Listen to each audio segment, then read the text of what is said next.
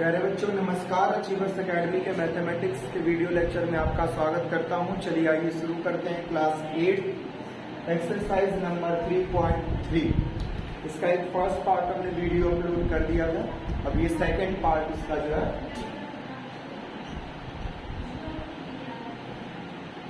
देखो, इस पार्ट में क्वेश्चन थर्ड से स्टार्ट करते हैं। थर्ड क्वेश्चन में क्या कह रहा है?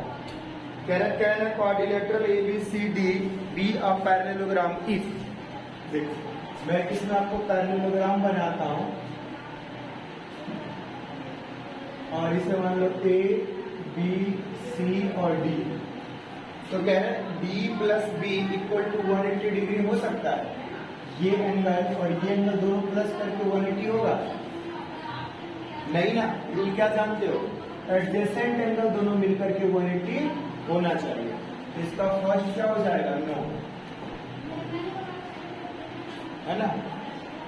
कोई जरूरी नहीं, हो भी सकता है और नहीं भी हो सकता है।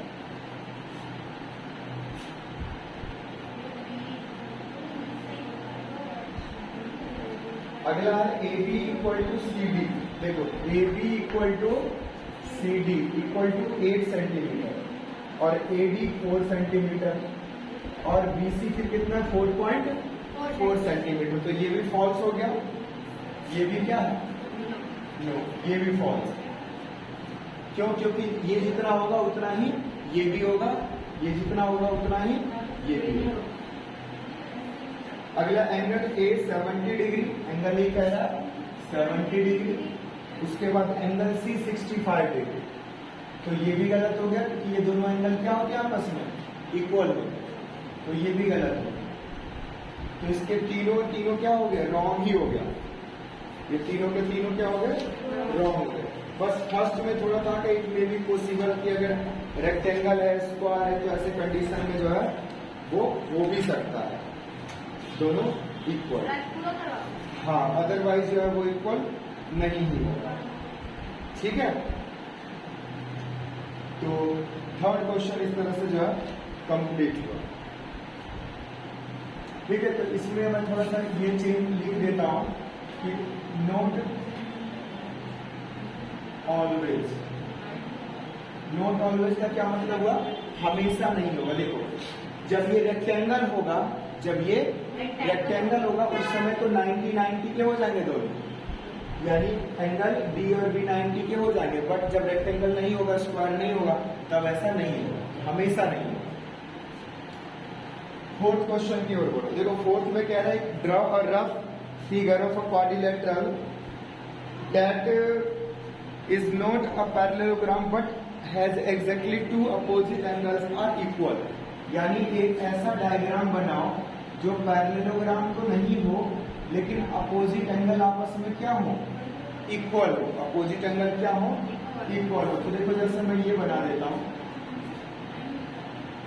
देखो ये एंगल मान लो 120 का, ठीक, ये भी 120 का, तो अपोजिट एंगल इक्वल हो गया।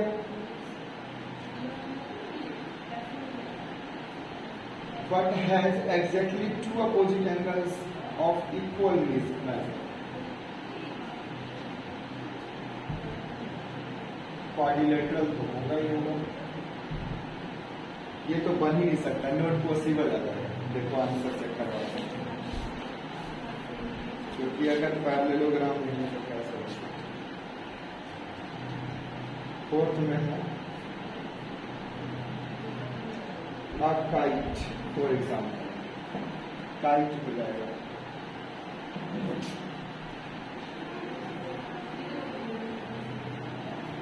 काइट का डायग्राम इस तरह का है।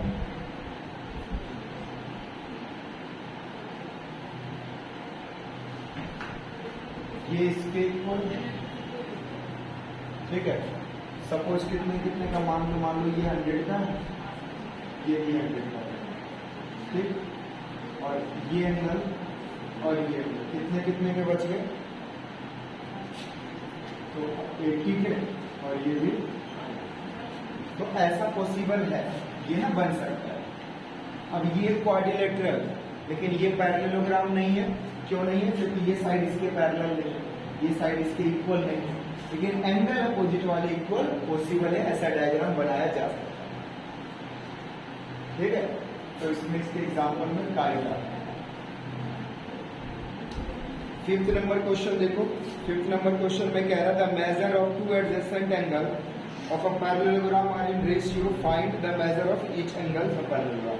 देखो इसमें रेशियो दिया हुआ है, रेशियो दिया हुआ 3:2।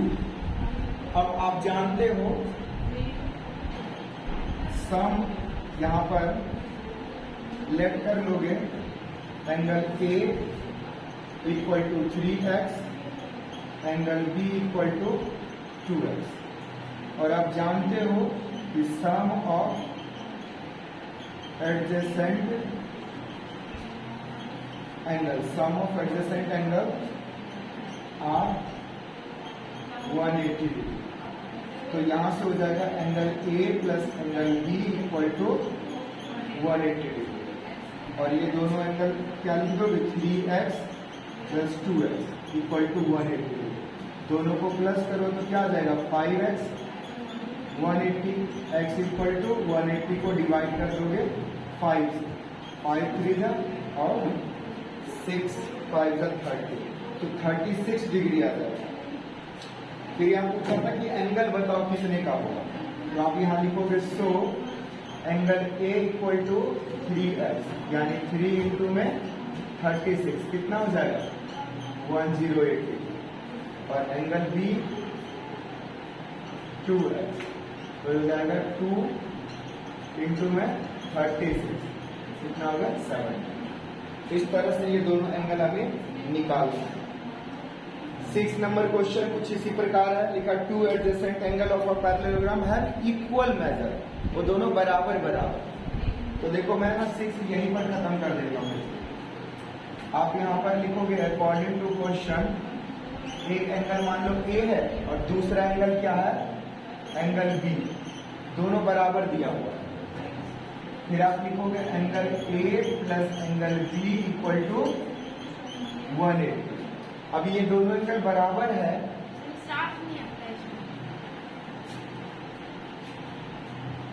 ठीक, दोनों एंगल बराबर है, तो एंगल A B के जगह पर भी एंगल A रख दो क्योंकि दोनों बराबर है। फिर ये हो जाएगा 2 एंगल A इक्वल टू 180।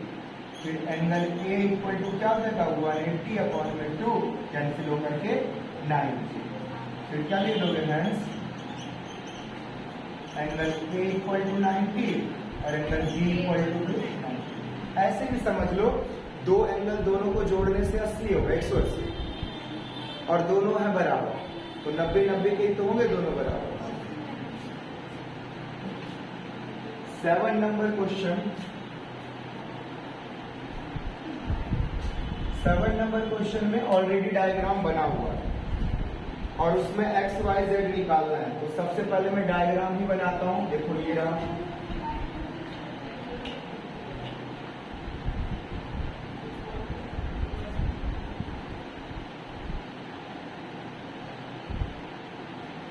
ये हो गया P,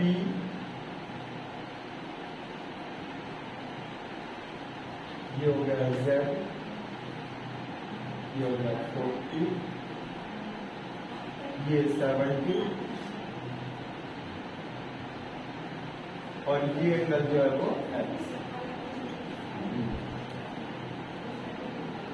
ये है O। तो फाइनली यही दिया हुआ है, ये एंगल Y है, आपको एक्स वाई जेड निकालना है। पैरेललोग्राम की प्रॉपर्टी लगाओगे, एक्स वाई जेड निकालोगे। तो कैसे एक्स वाई जेड निकालोगे बोलिए,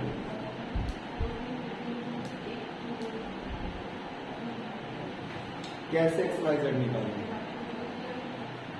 तो ध्यान दो, आप यहां पर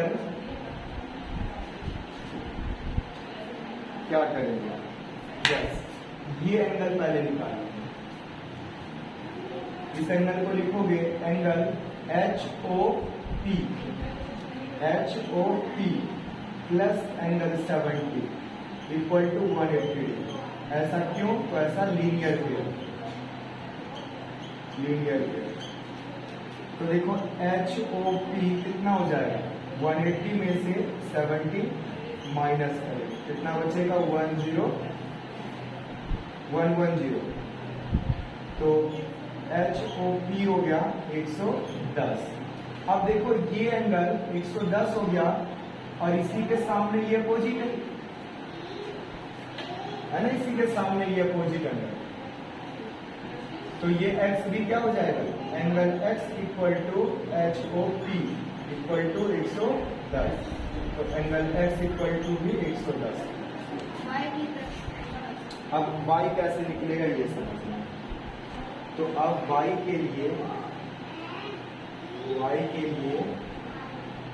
ये एंगल इसके बराबर, देखो अगर ये एंगल आप निकालते हो ना तो ये एंगल और z बराबर होगा। अच्छा, y एंगल 40 के बराबर होगा अल्टरनेट एंगल से, ये निकाल, ये और ये बराबर, यहाँ लिखो y is equal to 40 degree. क्यों, तो अल्टरनेट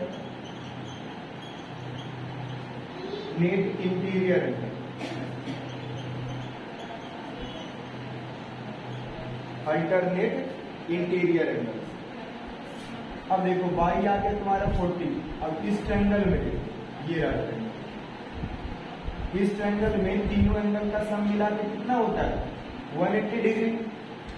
तो अब निकलेंगे ट्रायंगल HOP, इसमें आ जाएगा z plus y plus 110 equal to 180। अब देखो z ये 40 है, ये 110, 180। अब z इक्वल टू कितना बच गया,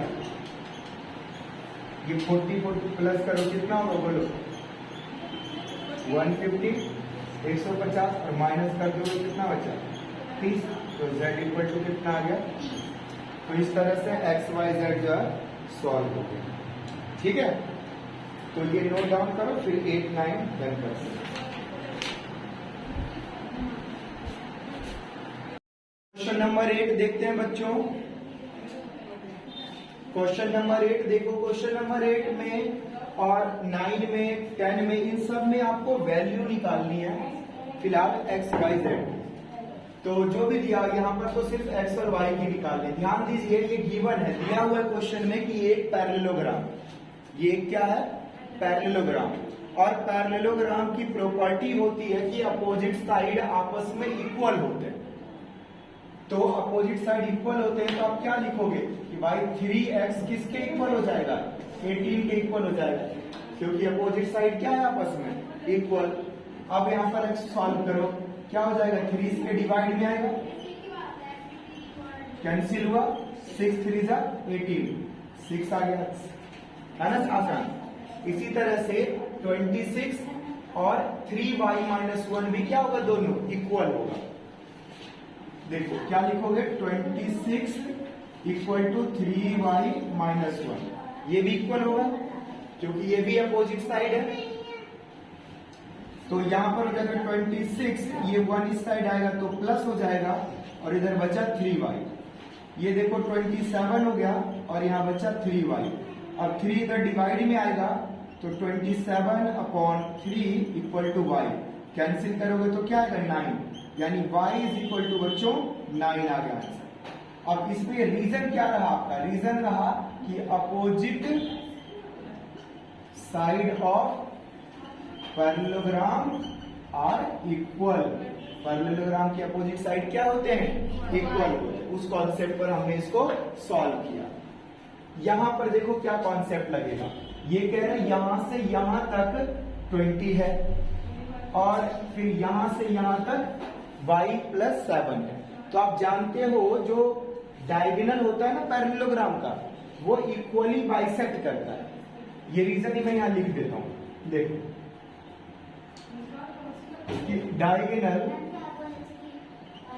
diagonals of parallelogram are equally bisect, ठीक है, इक्वल बाइसेक्ट होता है। तो क्या हो जाएगा ये हो जाएगा बच्चों 20 is equal to y plus 7। तो अब y कैसे निकालोगे बताओ? 20 में से ये 7 इधर आके माइनस हो जाएगा, ये y हो गया। यानी finally y is equal to कितना बचा? 30। इसी तरह से बच्चों ये हो जाएगा 16 is equal to x plus y. और अब देखो 16x, y की वैल्यू 13 जो यहां निकाला है यहां रख दोगे। अब ये 13 इधर आ जाएगा इसके साथ माइनस में, तो x इक्वल टू कितना बच गया? 3। फाइनली कहोगे x इक्वल टू 3। ये हो गया आंसर। तो कहीं ना कहीं जो हमने पैरेललोग्राम की प्रॉपर्टी सीखा है वो यूज होगा। यहां देखो कितना एक खतरनाक क्वेश्चन है। यहां पर भी बच्चों पैरेललोग्राम ही बन रहा है, देखो ध्यान से, ये रहा पैरेललोग्राम और इधर से ये रहा पैरेललोग्राम। ठीक है, ध्यान दो, देखो यहां से क्या हो जाएगा, ये एंगल और ये एंगल एडजेसेंट एंगल होगा, ये एंगल और ये एंगल अपोजिट एंगल होगा पैरेललोग्राम का। तो देखो मैं यहां लिखने वाला हूं angle S plus 120 equal to 180, और यहां से एंगल S आ जाएगा 120 माइनस 180 माइनस 120 60। तो एंगल S कितना होगा? 60। ये दोनों कौन सा रीजन दोगे यहां पर? तो लिखोगे करस्पॉन्डिंग एंगल, माफ कीजिएगा corresponding adjacent angle, adjacent angle. इसी तरह से बच्चों यहां पर देखो ये 70, तो ये पैरेललोग्राम का अपोजिट एंगल है, तो ये भी 70। आप लिखोगे एंगल E इक्वल टू 70। क्या रीजन दोगे यहां पर? लिखोगे अपोजिट एंगल। अब ये हो गया 70। अब बच्चों ये नन्हा सा छोटा सा जो ये ट्रायंगल बना, इस ट्रायंगल में एंगल सम की प्रॉपर्टी लगा दो कि तीनों एंगल को सम करने से 180 होता है, तो x निकल के आ जाएगा। तो अब यहां पर आप क्या करने वाले हो, या फिर चलो यही कर देते हैं, यहां लिखोगे angle E plus angle S plus angle x equal to 180। और आप जानते हो एंगल E की वैल्यू आ गई है 70 और एंगल S की वैल्यू आ गई है 60। तो एंगल x कितना होगा? 180 में से माइनस कर दोगे, एंगल x इक्वल टू क्या होगा? 180 में से माइनस किसको? इन दोनों को प्लस करके, यानी 70 माइनस 60। तो बताओ कितना बचा? 50 बचा, 50 50। तो एंगल x क्या हो जाएगा? 50। ठीक है ना? फिर एक बार समझिए, ये एंगल और ये एंगल दोनों पैरेललोग्राम का एडजेसेंट एंगल है, तो ये 120 तो ये 60, क्यों? दोनों को मिलाकर के 180 होना चाहिए था। ये एंगल जितना उतना ये एंगल, क्यों? क्योंकि ये अपोजिट एंगल इक्वल होते हैं पैरेललोग्राम में, तो ये 70 आ गया। जब ये 60 और ये 70 आ गया तो ये तीनों को मिलाने से 180 होगा, तो x कितना हो गया? 50। फाइनली ये सॉल्व हो गया। अब देखो 10th number question. 10th number question में दो पार्ट है बच्चों, और ये कह रहा है explain how this figure is trapezium which of its two side parallel. कह रहा है कि बताओ क्या ये ट्रेपीजियम है? तो देखो हम कहेंगे यहां पर जो ये एडजेसेंट एंगल है ना, एडजेसेंट, ये दोनों देखो यहां लिखोगे angle M since angle M plus angle L equal to क्या है? 100 प्लस 80 यानी 180। तो ये दोनों एडजेसेंट एंगल तो हुआ, ये दोनों एडजेसेंट एंगल हुआ, तो लिखोगे सम ऑफ एडजेसेंट एंगल इज 180। सो क्या हो जाएगा? MN साइड पैरेलल हो जाएगा KL, यानी ये दोनों 180 है, इसलिए ये साइड इस साइड के पैरेलल हो जाएगा। और लिखोगे yes it is a trapezium. ये ट्रेपीजियम है। इसी तरह से बच्चों आगे कह रहा है क्वेश्चन में, अच्छा इसका एक और पार्ट भी है,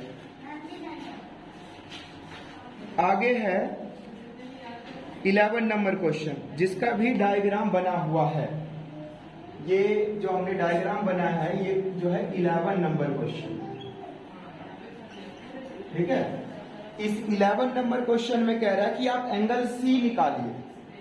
इसमें दिया हुआ है, कह रहा है गिवन है कि इसमें सी डी पैरेलल है ए बी के। ऐसा है दिया हुआ कि नहीं? देखो क्वेश्चन में ए बी पैरेलल है सी डी के, ए बी पैरेलल है सी डी के, या सी डी पैरेलल है ए बी के, एक ही बात है। तो जब पैरेलल है तो इन दोनों एंगल का सम होगा 180, ये दोनों एंगल का सम होगा 180। तो यहां लिखोगे या डायरेक्ट ही कर दो, लिख दो angle B plus angle C equal to 180। Angle B कितना है 120 और एंगल सी कितना आ जाएगा? माइनस करोगे 180 में से 120 तो 60 आ जाएगा। तो एंगल सी इक्वल टू कितना हो गया? बात समझो, ये इसके पैरेलल है, ये इसके पैरेलल है। ये दोनों एंगल कितना होना चाहिए? 180, तो ये 120 और ये 60, तभी 180 हो जाएगा। लास्ट 12 नंबर क्वेश्चन देखो। 12 नंबर क्वेश्चन में क्या दिया हुआ है? लिखा find the measure of angle P and S.